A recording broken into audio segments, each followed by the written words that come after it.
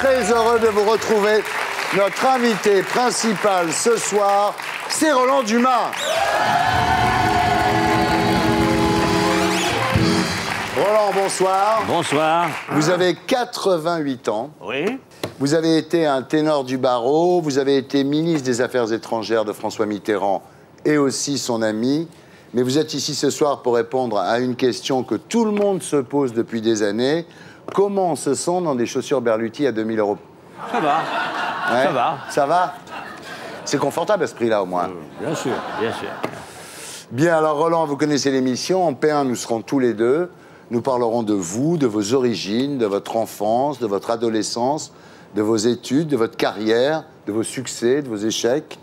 Et nous reviendrons sur vos chaussures Berluti à 2000 €. Un SMIC à chaque pied, c'est pas gênant pour un socialiste? Non, parce que j'ai vu que le secrétaire du syndicat FO, qui avait fait cette comparaison, avait lui-même des ennuis parce qu'il ne payait pas son personnel. Oui, c'est vrai. Bravo! En fait, le plus choquant, c'était pas les chaussures à 2000 €, c'était les chaussettes à 3000 € quand même. Ah oui, mais ça, je les avais pas. Alors en P2, nous accueillerons deux nouveaux invités pour commenter avec nous l'actualité de la semaine.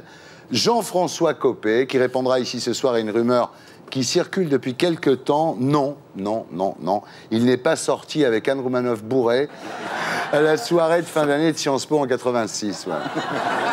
Toujours en P2, nous recevrons Michel Simès, le médecin de France 5, le docteur de la télé, pour son livre « Hypocondriaque, je vous ai compris » chez Jacob Duvernay. Michel Simès, qui consulte toujours en hôpital, nous dira également à quel point la situation y est tendue. Il paraît que les infirmières n'ont même plus le temps de baiser avec les médecins. Vous saviez ça? Il faut faire une grande réforme. Oui.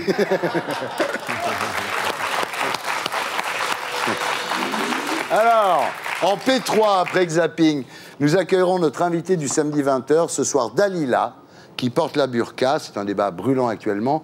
Et c'est la première fois qu'une jeune femme voilée viendra témoigner à la télévision. En fait, elle n'est pas musulmane, elle est juste très timide. Voilà, l'émission s'appelle Salut les Terriens et le groupe Les Gréments de Fortune. Alors, Roland Dumas, rebonsoir. Bonsoir. Vous êtes né le 23 août 1922 à Limoges. Votre père, Georges Dumas, fonctionnaire des finances, membre du Parti socialiste clandestin, a activement participé à la résistance au sein de l'armée secrète. Et puis un jour, mon pauvre Roland, il eût mieux valu ne pas rentrer à Limoges. Le malheur qui nous frappe est épouvantable. C'est par ce mot, griffonné par votre mère... Ma mère m'a fait passer par un émissaire clandestin lui-même et elle m'a fait porter parce qu'elle était la seule à connaître l'endroit où je me cachais à l'époque. Voilà. Et vous apprenez la mort de votre père, qui avait été dénoncé, arrêté par la Gestapo, fusillé à Brantôme. Sur le cadavre de votre père, vous trouvez une fiche assez laconique, Georges Dumas, terroriste. Exactement. Alors là, vous êtes obligé de reconnaître les restes exhumés de votre père, un moment épouvantable pour vous, évidemment, une alliance, un bridge, un bout de veston, enfin, Oui, c'est... Un morceau de cravate. Un morceau de cravate. Car ceux qui l'ont exécuté avaient requis 2 personnes dans le pays pour les enterrer à même la terre, car ils n'avaient pas de cercueil. Et celui qui était chargé de les mettre dans le sol avait coupé en se cachant un morceau de sa cravate. Et nous, les organisations de résistance nous l'avaient fait passer pour qu'on puisse identifier à la fois le corps et savoir où il était. Ouais. Alors voilà, la mort de votre père a 2 conséquences. Vous dites, je n'aurais sans doute pas eu la même vie si mon père avait vécu. Sans doute, très certainement. Vous pensez que vous auriez eu une vie moins dissolue, Roland? Bon, ça, c'est très difficile. Vous avez déclaré, en ce qui concerne les affaires privées et au vu de la morale, je ne suis pas un exemple. Oui. Et vous avez déclaré aussi, vous savez ce que je ferais inscrire sur ma tombe? J'ai bien vécu. Je ne change pas la devise. Oui. Notez, elle n'est pas encore imprimée. Hein. Oui. Alors, autre conséquence de la mort de votre père, disparition de toutes vos ressources financières. Vous avez été dans la gêne à ce moment-là. Mon père était donc fonctionnaire de l'État français. Oui. Mais comme il a été fusillé par les Allemands, les réactions ont été connues tout de suite à Vichy. On lui a suspendu son traitement, on l'a pas versé à ma mère, le lendemain de son exécution. C'est incroyable. Et qu'on a vécu à l'époque de l'aide, je dois le dire, des syndicats et des clandestins. Est-ce que c'est de là que date votre peur de manquer? Ah, peut-être. Je ne savais pas que vous étiez psychanalyste, mais après tout, pourquoi pas. Alors voilà, pendant la guerre, vous êtes vous aussi impliqué dans la résistance, vous convoyez des armes dans la région de Grenoble, vous serez arrêté par la police française, interné dans un fort et décoré de la Croix de guerre à la Libération. Vous avez toujours su mieux résister aux Allemands que jolies filles, Roland. Ah, c'est-à-dire que ce n'est pas le même registre.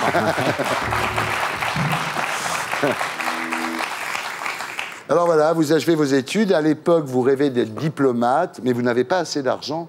Oui, j'ai fini ministre des Affaires étrangères. C'est bien, non? Vous pouvez l'applaudir. Ben oui. Vous rêvez aussi d'une carrière dans le lyrique. Vous apprenez le solfège, préparez le conservatoire, mais en fait, vous deviendrez ténor du barreau. Oui. Vous devenez un grand avocat. Vous vous occupez de l'affaire Ben Barka, l'opposant marocain à Mohamed V. Vous vous occupez de l'assassinat de Stéphane Marković. Je deviens avocat de la famille de Marković. Pour Marković, vous savez quoi? Tout ce que je ne peux pas dire.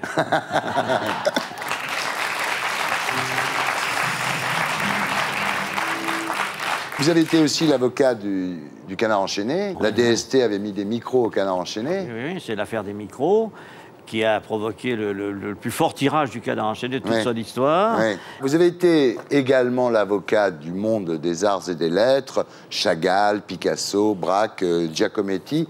Mais la grande rencontre de votre vie, c'est évidemment François Mitterrand. Alors, à l'époque où vous le rencontrez, vous êtes simple député, oui. Mais vous comprenez, dites-vous, qu'il va devenir quelqu'un de célèbre en France. Oui. Tous les gens qui l'ont connu, qui l'ont rencontré, estiment que le seul fait de son apparition, quelque part dans un cercle d'êtres humains, d'amis ou simplement un cercle politique, il est impressionné par sa seule présence. Ouais. Du reste, il avait sur la politique, sur le destin du pays, et sur les mesures qui s'imposaient, il avait quand même une vision que je n'ai pas retrouvée partout ailleurs. Il y a une phrase que vous détestez, mais je vais quand même vous la dire, c'est quand on dit de vous, Mitterrand avait deux avocats, Badinter pour le droit et Dumas pour le tordu. C'est ça. Ouais. Ça vous énerve, ça? Non, ça me fait rire. Oui. J'ai jamais pu savoir qui avait inventé cette formule. Roger Patrice Pelin, non? Ah oui? Oui. Peut-être. Vous croyez pas? Je ne suis pas sûr qu'il avait autant d'esprit que ça.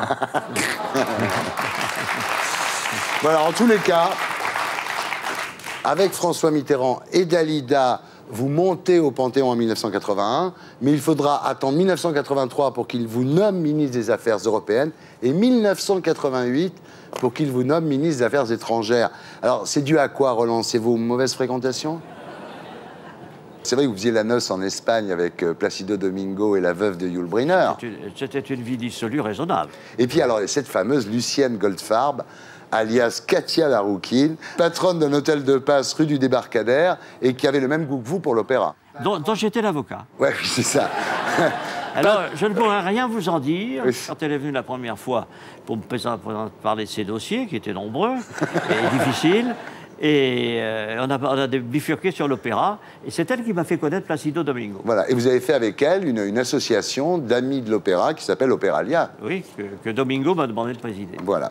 Alors, il y avait aussi Nadé Odje, la fille du général Classe, que Mitterrand appelait votre belle syrienne. Il disait, oh, il était très admiratif. Mitterrand avait du goût. Oui. Et puis après, bien sûr, il y a eu Christine de Viégeancourt, la fameuse putain de la République.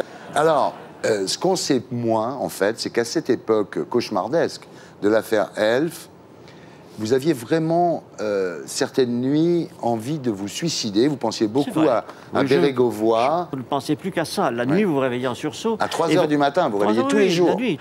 Vous réveillez, vous vous demandez si vous étiez dans un cauchemar ou ce qu'il en était, et vous revoyez les choses, et à ce moment-là, vous boyez du noir et vous ne pouvez plus vous rendormir.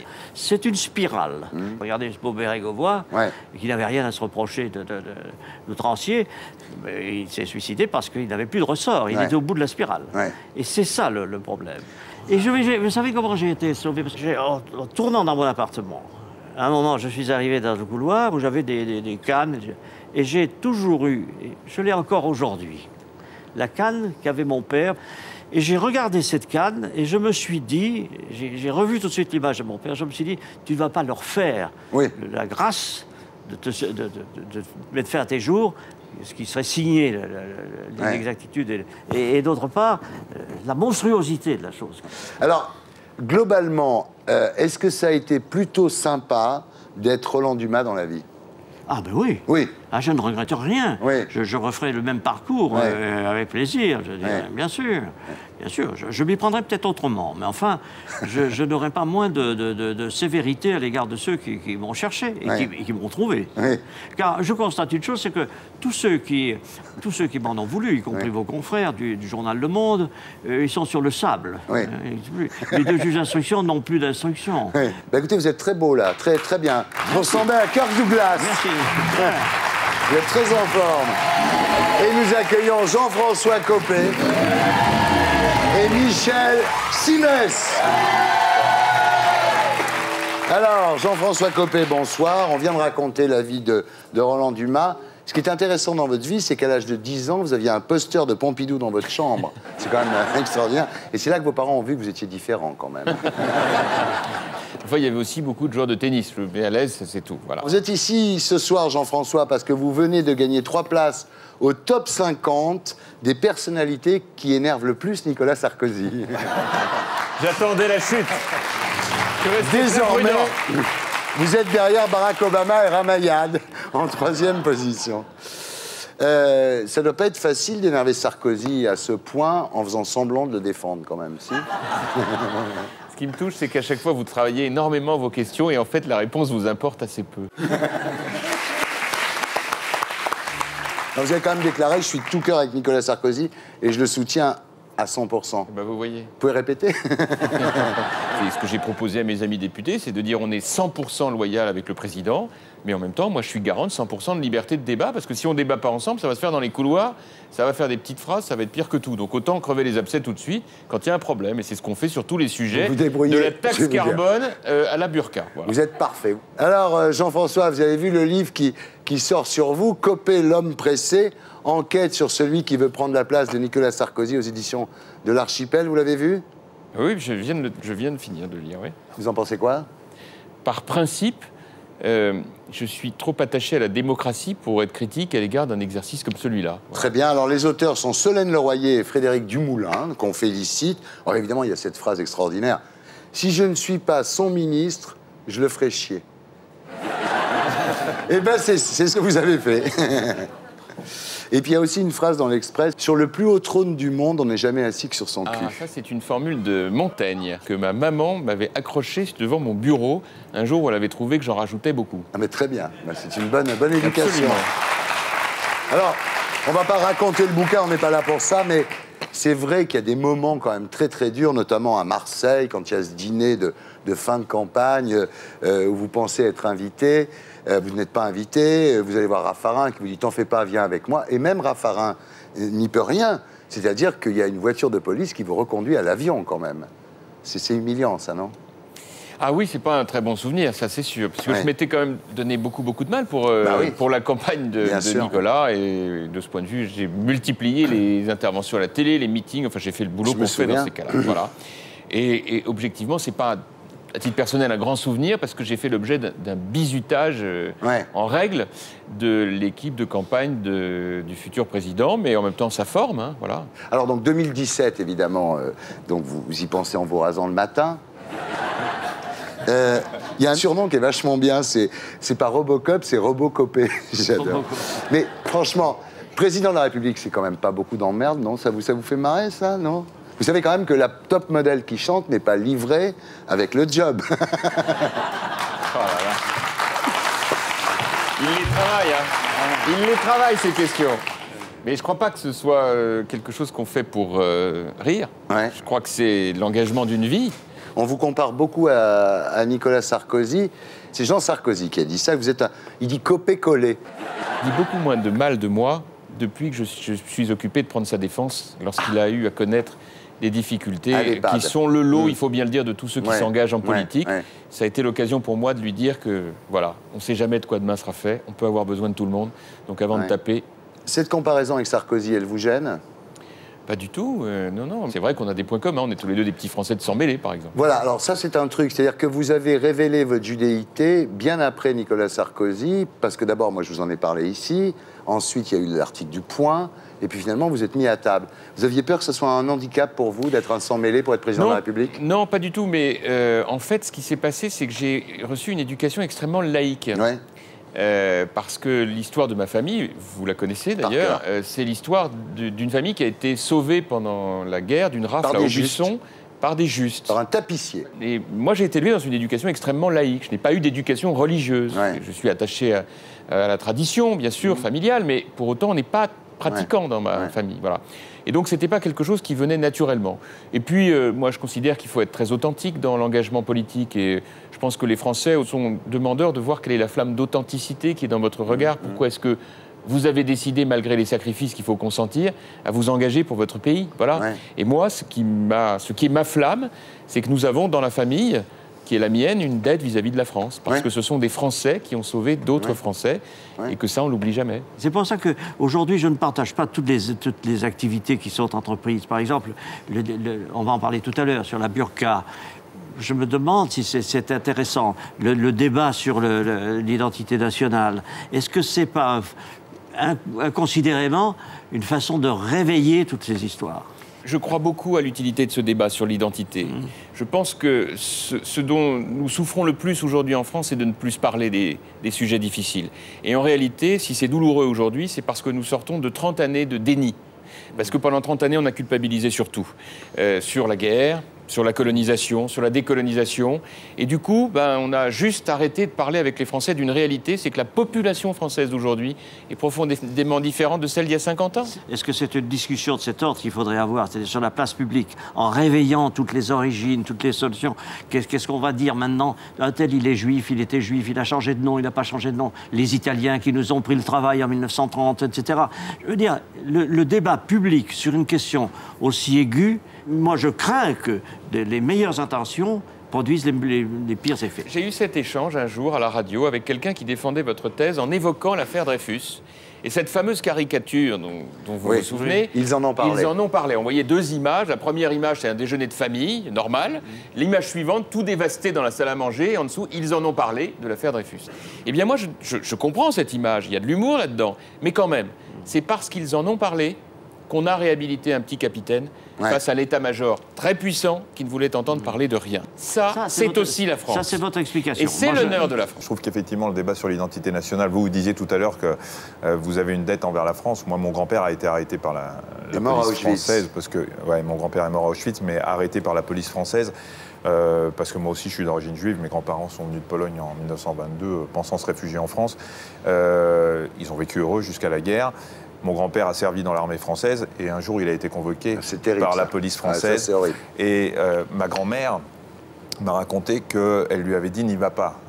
C'était à Paris, hein, elle lui a dit « n'y va pas ». Et il lui a dit « mais que veux-tu qui m'arrive? J'ai servi dans l'armée française, je vais aller... » Il est parti au commissariat en toute confiance, il s'est retrouvé à Pithiviers, et de Pithiviers, il est parti à Auschwitz, camp dans lequel il était mort.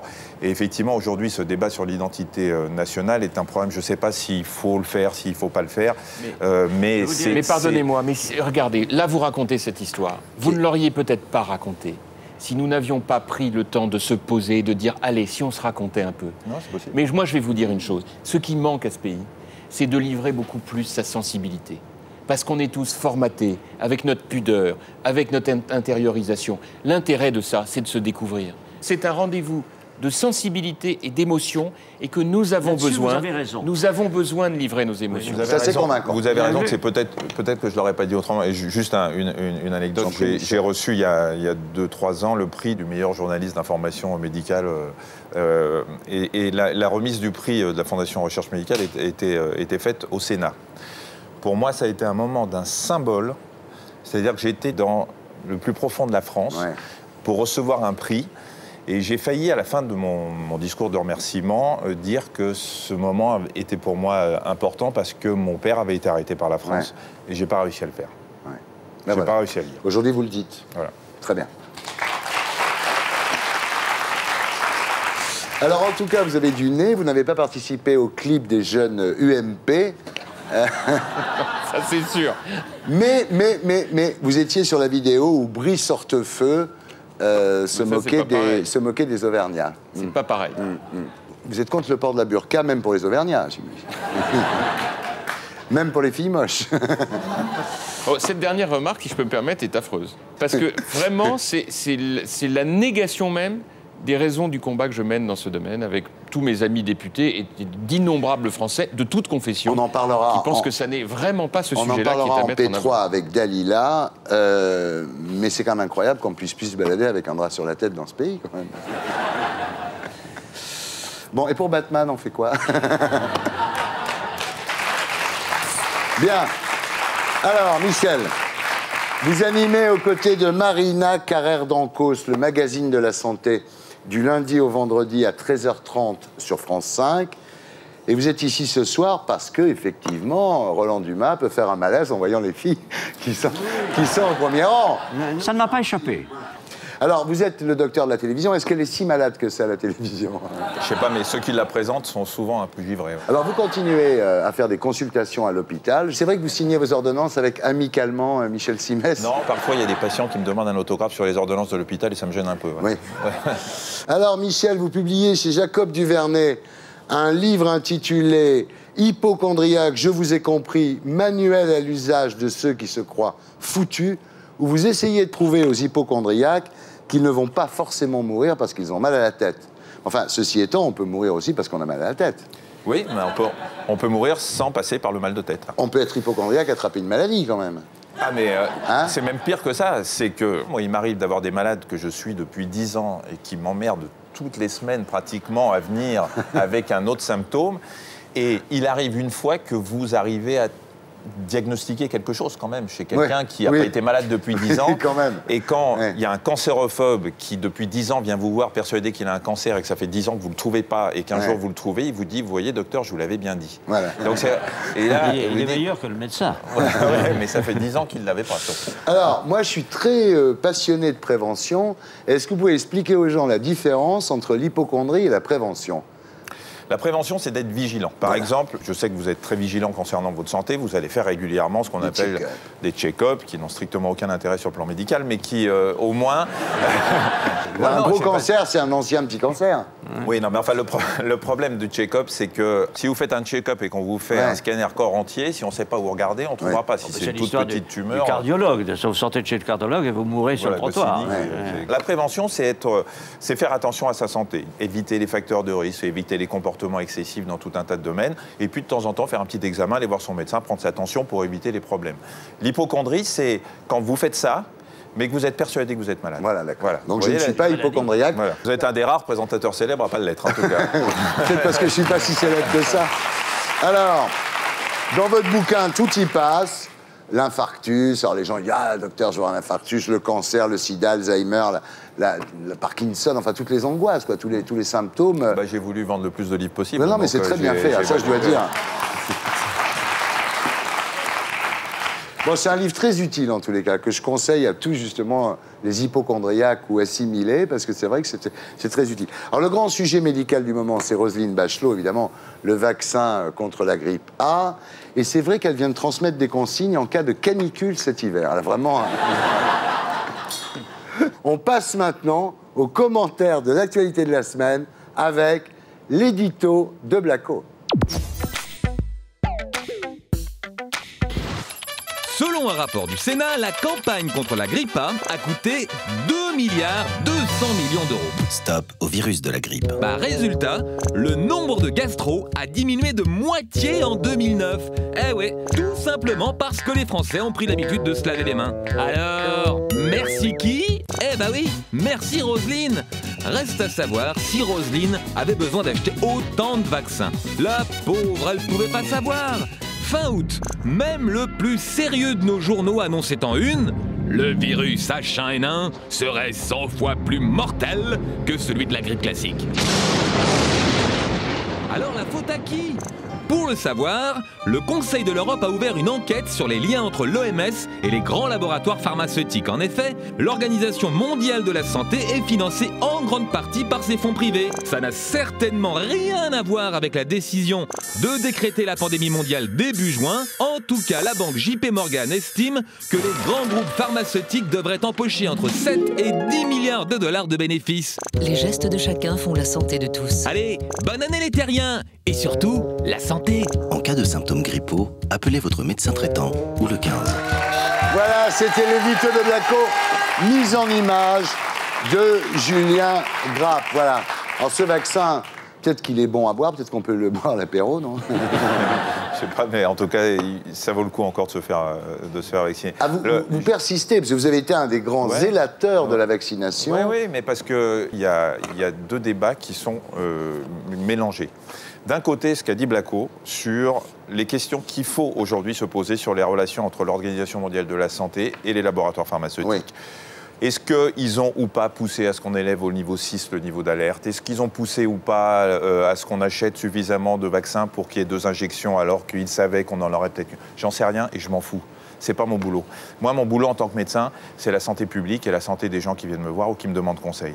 Pour eux, il y a un problème de santé publique qui est que cette grippe A, ce virus contre la grippe A, qu'on le veuille ou non, qu'on plaisante ou non dessus, est un virus qui est plus mortel que le virus de la grippe saisonnière. Il y a 6 000 morts par an de la grippe saisonnière, il y en a pour le moment 200 de la grippe A. Ça fait pchit, comme disait notre ami. Les 6 000, ouais, je sais, ça c'est le grand argument de Debré. Il dit que c'est une grippette, lui. Il est gentil. Il faut qu'il continue à faire de la politique et qu'il arrête la médecine. Je pense qu'il n'a pas vu de malade depuis longtemps. Il ne faut pas penser que tous les médecins sont pourris, que tous les virologues disent n'importe quoi et sont maqués à l'industrie pharmaceutique. Le virologue, on dit que ce virus était plus dangereux qu'un autre. Et les personnes qui sont mortes sont des personnes jeunes. Ouais. Vous, moi surtout. On risque rien. Donc, Michel, alors, même s'il n'y en a que 200, ouais, eh ben, il faut ce que vous dites, c'est que l'État était dans son rôle en commandant 90 millions de doses de vaccins. Mais bien sûr qu'elle était dans son rôle. Elle n'est pas médecin, Roselyne. Elle a des experts qui lui disent on ne sait pas s'il y a 2 ou une injection. Bien oui. On commande. Michel, vous êtes vacciné, vous? Bien, moi, j'ai été un des premiers à être vacciné. Mais je suis médecin. Hein. Roland. À son âge, Roland est peut-être protégé parce qu'il a probablement rencontré le virus en 1957. J'ai rencontré tellement de virus dans ma vie. Je ne risque rien. Roland, il en a vu d'autres. Il ne faut pas dramatiser. Moi, comme je suis le plus ancien, vous le soulignez. La grippe espagnole, vous avez connu. Oui, tout ça. La grippe espagnole, non, c'est 14-18. Vous exagérez. Excusez-moi, Roland. Non. Ça a commencé avec la diphtérie des années 30. Oui, la diphtérie. Les types, ma petite voisine qui avait 16 ans est morte de ça. Ouais. Roland, pas vacciné. Mais non. Bon. Jean-François. Vacciné, oui. Vacciné? Oui, vacciné. Vous n'avez pas peur du syndrome de Guillain-Barré? Parce que les gens... Pourquoi ils ne sont pas vaccinés, les gens? Parce qu'ils ont peur du Guillain-Barré, vous savez très bien. Mais c'était l'obsession de Guillain-Barré. Oui. Vous êtes allé à l'école, Thierry? Oui. Bon. Le syndrome de Guillain-Barré est une conséquence d'une infection liée à un virus. On va faire simple. Vous avez une grippe, vous avez 4 risques sur 100 000 personnes de faire un Guillain-Barré. Vous vous faites vacciner. Vous avez un risque sur 1 million. Oui, je connais les chiffres, oui. Mais alors, ça veut dire quoi? Soyons cyniques. J'ai toujours peur que ça tombe sur vous. Non, mais soyons cyniques. Le vaccin protège contre le Guillain-Barré? Oui, c'est logique. Moi, je suis totalement solidaire de Roselyne Bachelot. Elle a fait un travail formidable. Vous n'êtes pas vacciné contre Roselyne Bachelot. Non, mais écoutez, qu'est-ce qu'on n'aurait pas entendu si on n'avait pas fait le travail qu'on a fait? Écoutez, franchement, je me suis amusé. Il se trouve qu'il y a eu 2 bandes vidéo très amusantes. Jean-Marie Le Guen, qui est vos amis, qui est socialiste, a démarré au moment où on a lancé l'affaire en juillet-août sur le thème suivant « Quel scandale, rien n'est organisé », pour terminer il y a 15 jours ou 8 jours sur le thème « Quel scandale, on en a trop fait ». Bon, c'est là où vous vous dites, parfois la politique c'est moche, quoi. Parce que, très franchement, là, dans un sujet comme celui-là, quand on est dans l'opposition, il y avait juste à dire sur un sujet comme ça, allez, attendez, on est d'accord, faites de votre mieux, essayez de l'organiser le mieux possible, et puis pardon, on a la chance d'être un grand pays riche quand même. Parce que le grand débat, c'était quelle horreur, on a attendu 2 heures pour se faire vacciner. Est-ce que vous vous rendez compte que nous avons organisé une vaccination massive pour notre population? Que faut-il penser de ces nombreux pays du sud de la planète pour lesquels il n'y a pas du tout de vaccination? Alors, Jean-François, est-ce que vous saviez, vous, que l'OMS était financée par les labos? Non. Bah voilà, non mais c'est quand même important à savoir. Non mais ça a toujours existé. Non mais cela dit, chaque jour suffit sa peine. Oui. S'il y a des choses sur lesquelles il faut enquêter, faisons-le. Ouais. J'ai pas de problème avec ça. Vous avez parfaitement raison. Enfin, faisons les choses dans le bon ordre. Aujourd'hui, l'objectif, c'est de vacciner nos compatriotes. Mais c'est toujours l'objectif. Il faut toujours se faire vacciner là. Bien sûr, mais enfin évidemment. Une deuxième vague, une troisième vague, on n'en sait rien. On ne sait pas ce qui va se passer. Ouais. Mais pour en revenir aux histoires de labo, Thierry. Il faut arrêter d'être naïf. Il faut savoir que dans le monde, rien, je vous dis bien rien, ne se ferait en médecine sans l'industrie pharmaceutique. Et quand je dis rien, ça veut dire qu'il n'y aurait pas un seul congrès médical dans le monde où les plus grands médecins viennent se réunir et informer leurs confrères des avancées sans les laboratoires pharmaceutiques. C'est pas pour ça. C'est pas pour ça qu'il faut pas vérifier que c'est pas eux qui ont poussé à la consommation. Très bien, vous êtes la voix de la sagesse, Michel. Bien. Dalila, bonsoir. Alors Dalila, je précise que c'est vous qui avez demandé qu'on ne cite pas votre nom de famille, évidemment. Alors avant de commencer, une question d'ordre pratique. Vous n'avez pas un peu chaud là-dessous? Non, ça va. Qu'est-ce qui me prouve que vous n'êtes pas en train de me tirer la langue, là? Non, non. Bien, on va reparler de tout ça à 20h. Mais d'abord, le zapping. Et maintenant, on passe à notre invité du samedi 20h.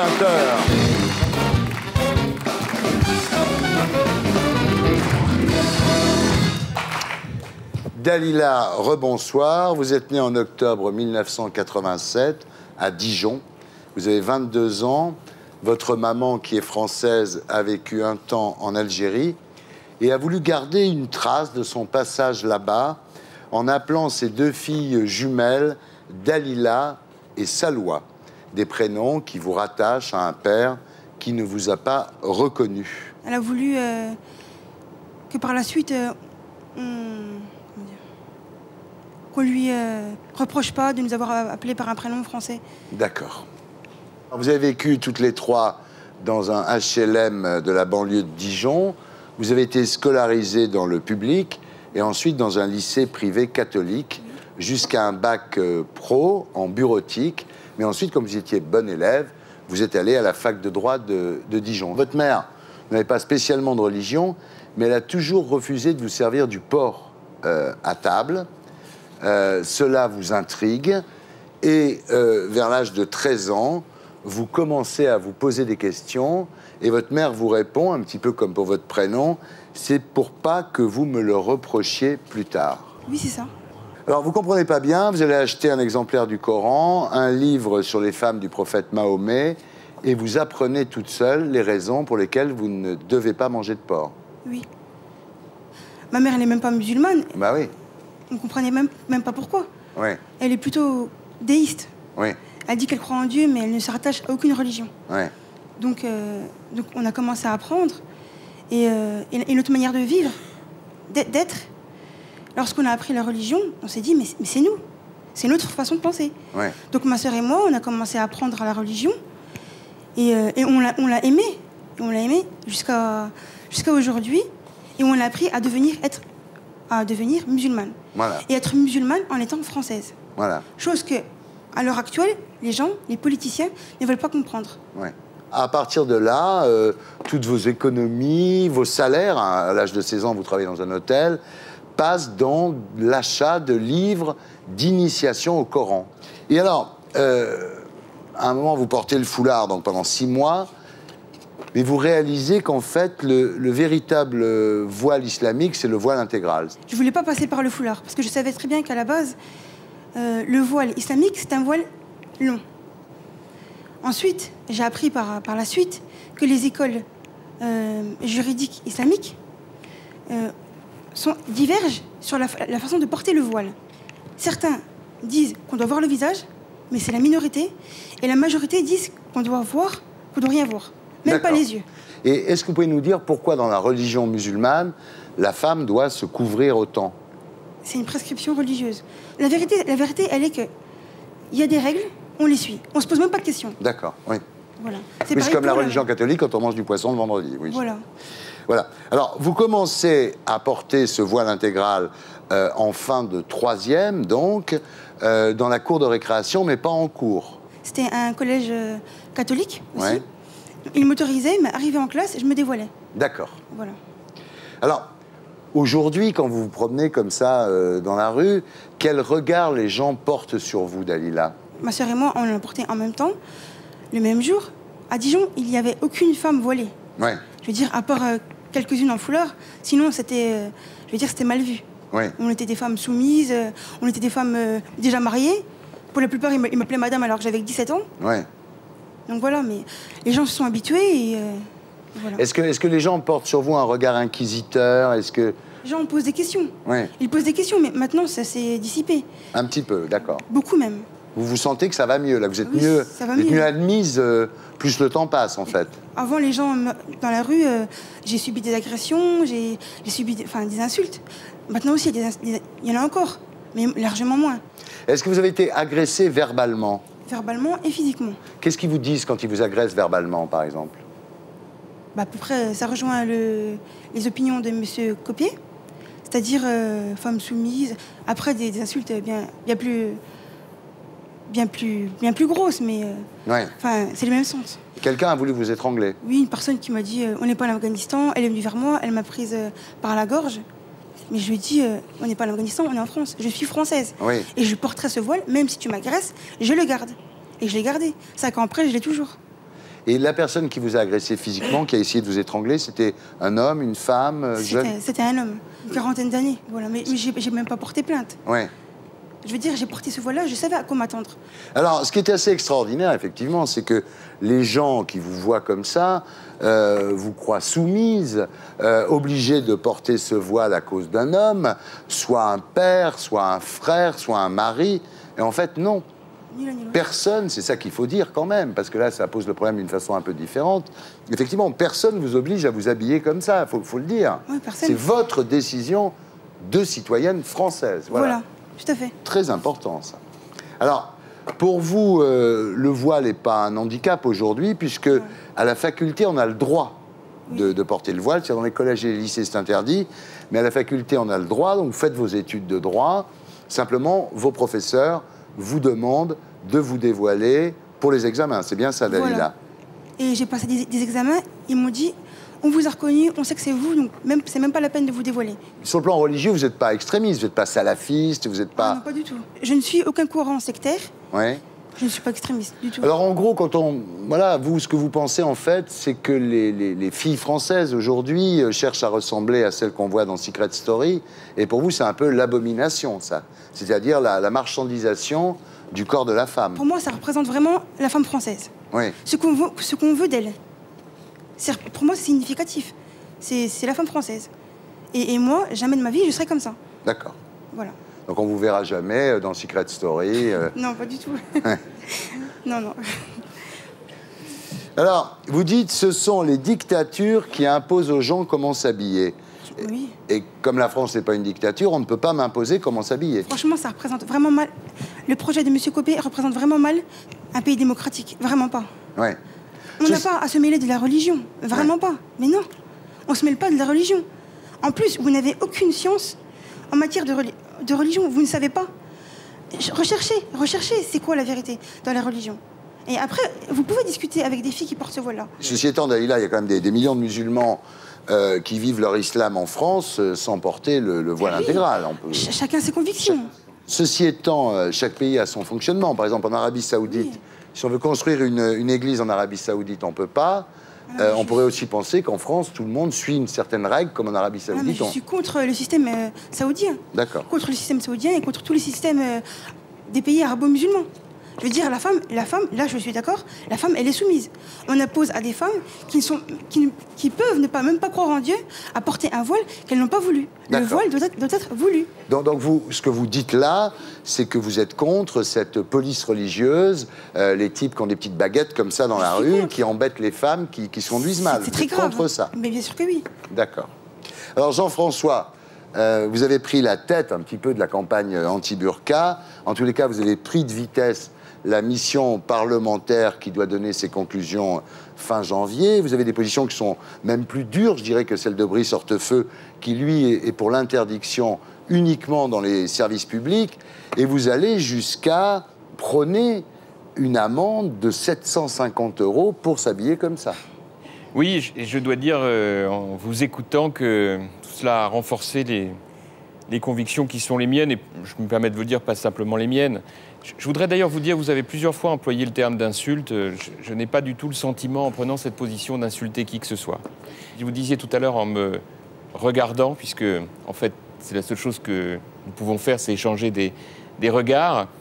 Là où moi, je pense que le premier contact entre deux personnes, avant même le regard, c'est le sourire. Et que moi, je peux vous sourire et que, malheureusement, je ne sais jamais si vous répondez à mon sourire. Mais, en tout cas, sachez une chose, c'est que, tout à l'heure, vous m'avez dit, Monsieur Copé, vous ne connaissez pas la religion, connaissez-la et voyez les règles avant de juger. Moi, je voudrais vous dire que la particularité de la France, comme d'autres pays, c'est d'être une démocratie. Et c'est d'être une démocratie laïque. Qu'est-ce que c'est la laïcité? Ce n'est pas du tout la négation des religions. C'est le fait que chacun puisse exercer son culte, s'il le souhaite, dans le respect de celui de l'autre. Et moi, personnellement, comme beaucoup de Français, parce que c'est ce qui a fait le creuset de notre pays, je suis évidemment très respectueux du fait que chacun appartienne à une communauté religieuse, associative, politique. Mais à une condition, c'est que les règles de la communauté soient subordonnées aux règles de la République. Pas égales aux règles de la République, subordonnées aux règles de la République. Et parmi les règles de la République, il y a celle du vivre ensemble. Or, pour que l'on puisse vivre ensemble, il faut que l'on connaisse l'identité de l'autre. Et le premier élément de l'identité, c'est le visage. Et donc, il ne faut pas qu'il y ait de doute là-dessus. Ce n'est pas le voile qui est en cause. C'est le fait d'avoir le visage intégralement dissimulé. Parce que du coup, il n'y a plus d'identité. Et pour moi, le problème, il est là. Parce que, au-delà de votre personne, il y a en réalité une double difficulté.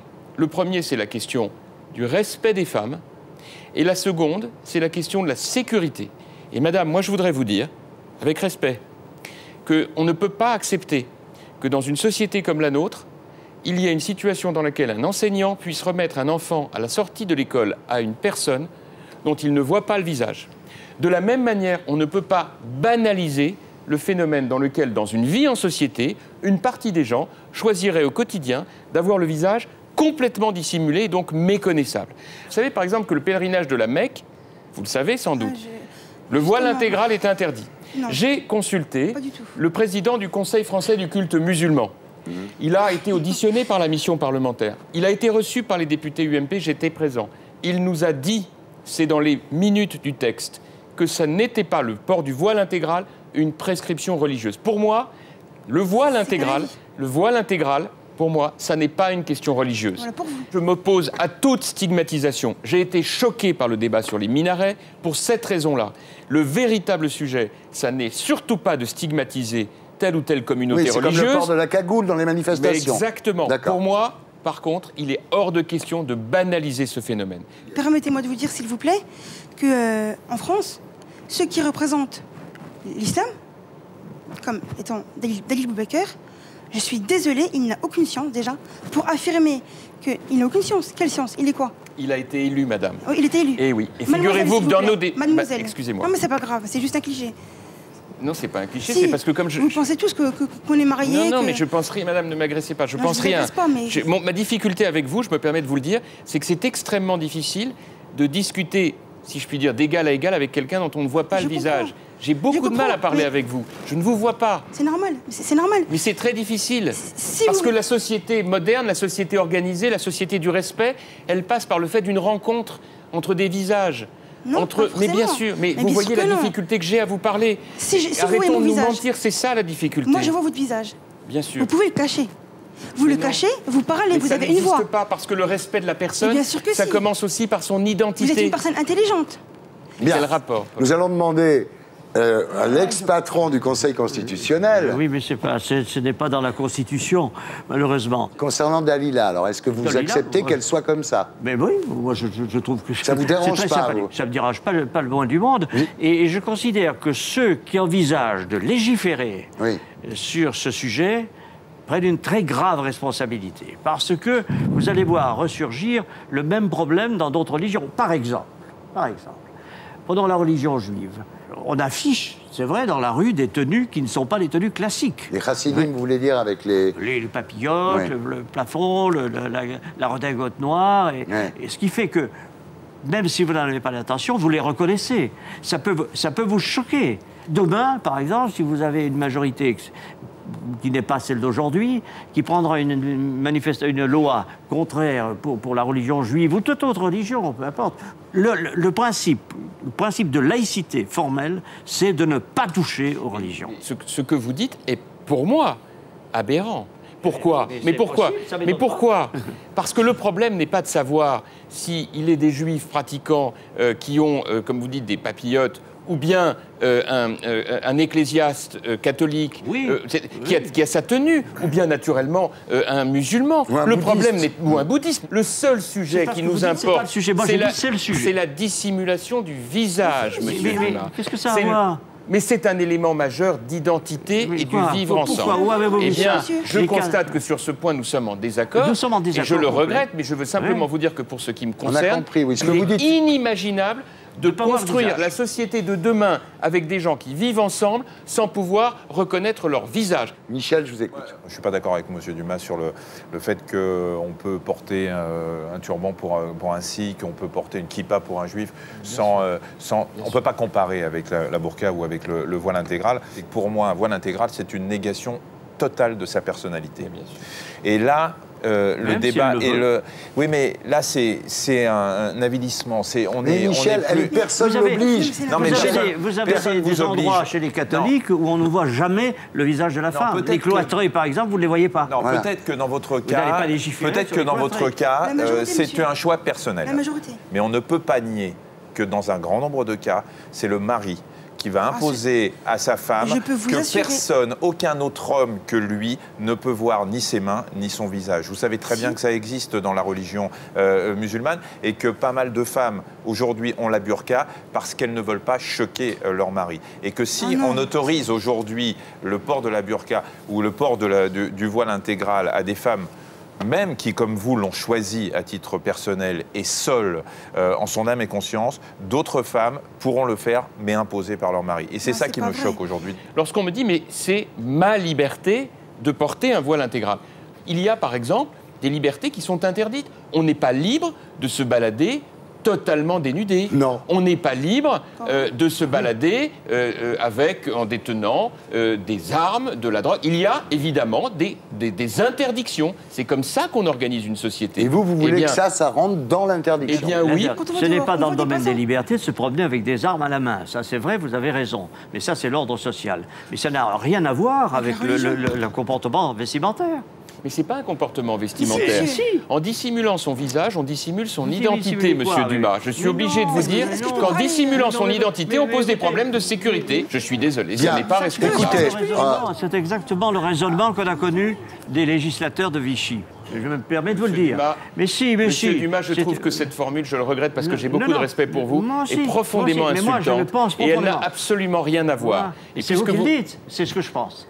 Mais vous savez ce que c'était la législation de Vichy? Mais oui, bien sûr. Elle conduisait des hommes à la mort. Mais évidemment. Et vous êtes bien placé pour le savoir. Comment osez-vous faire des comparaisons comme celle-là? Parce que ce texte est là. Ce texte que vous préconisez est là. Demain, il sera peut-être avec votre majorité. Vichy, c'était d'interdire. Il y aura des sursauts dans votre majorité. Mais enfin, monsieur Dumas, Vichy, c'était interdire à des hommes et des femmes d'exercer des professions, d'envoyer leurs enfants à l'école. C'était la conduite à des arrestations et à des déportations. Ça n'a rien à voir avec ce sujet. Vous n'allez pas m'apprendre ce qu'était la législation de Vichy, puisque vous n'étiez pas né, la formule que vous moi j'en ai utilisez souffert parce que j'étais né. Bien. Alors, messieurs, de toute façon, le temps nous est malheureusement imparti. Dalila, je vous laisse le mot de la fin. Je vous remercie d'avoir eu le courage de témoigner, parce que je n'ai pas souvent vu de femmes voilées à la télévision témoigner, donc c'est assez courageux. Est-ce que vous avez un mot de conclusion? Oui. Concernant la sécurité, je suis d'accord avec vous. Toutes les femmes qui ont des enfants, qui vont chercher leurs enfants à l'école, si l'institutrice ne la reconnaît pas, elle peut très bien se dévoiler le visage devant elle. S'il y a un contrôle au niveau de la police, au niveau des douanes, il n'y a pas de problème, on se dévoile. Mais dehors, les gens, les passants, n'ont pas à voir mon visage. Pour quelle raison? Pour quelle raison un homme ou une femme doit voir mon visage? Non. Parce que nous vivons mais je refuse, monsieur. Vous savez pourquoi? Parce que c'est ma religion. Et en tant que religieuse, je dois porter ce voile-là. Ce voile-là a été légiféré dans le Coran. Et vous voulez faire une loi pour légiférer. vous savez qu'en tant que musulmane, je n'ai pas le droit, je n'ai pas... Mon devoir à moi est de respecter ma religion et de la pratiquer comme bon me semble. Sauf que, malheureusement, en respectant les autres. Les prescriptions religieuses dans la République française sont subordonnées au respect des lois de la République.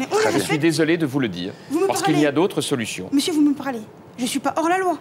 Demain... C'est exact, puisqu'il n'y a pas de loi d'interdiction. Demain, vous allez en faire une, et je serai hors la loi. Vous imaginez? Ma mère handicapée, d'accord? Moi, je vis seule avec ma mère et ma sœur. On porte ce voile-là. Vous ne pourrez plus sortir de chez vous. Plus jamais. Bah écoutez, moi je vais vous dire une chose. Vous penserez à moi. Non mais madame, mademoiselle, je voudrais quand même rappeler une chose. C'est qu'à l'école, nous avons eu le même débat sur les signes religieux ostentatoires à l'école. Et rappelez-vous qu'on avait dit la même chose, et pour autant, parce que les Français sont profondément républicains, profondément respectueux de la législation, il n'y a eu absolument aucun problème d'application de cette loi. Aucun problème. Mais le 19 mai... Elle a été respectée par les Français, de toute confession. Le 19 mai 2004, l'ONU a jugé cette loi comme étant d'intolérance religieuse. Vous savez pourquoi, monsieur? Parce qu'on respecte les religions. Bien, écoutez, il me semblait qu'il y avait de quoi juger bien d'autres exemples d'intolérance religieuse dans le monde. Bien, mais en tous les cas, merci à tous pour ce débat tout à fait étonnant à la télévision française. C'était Salut les Terriens avec Roland Dumas pour l'ensemble de son œuvre, Jean-François Copé pour l'ensemble de son œuvre aussi, Michel Simès pour Hypochondriac, je vous ai compris, chez Jacob Duvernay, Dalila. Merci. Je vous laisse avec mes amis d'Action Discrète et de Groland Magazine. Rendez-vous samedi prochain. Et d'ici là, vous pouvez nous retrouver sur le site canalplus.fr. Salut les Terriens.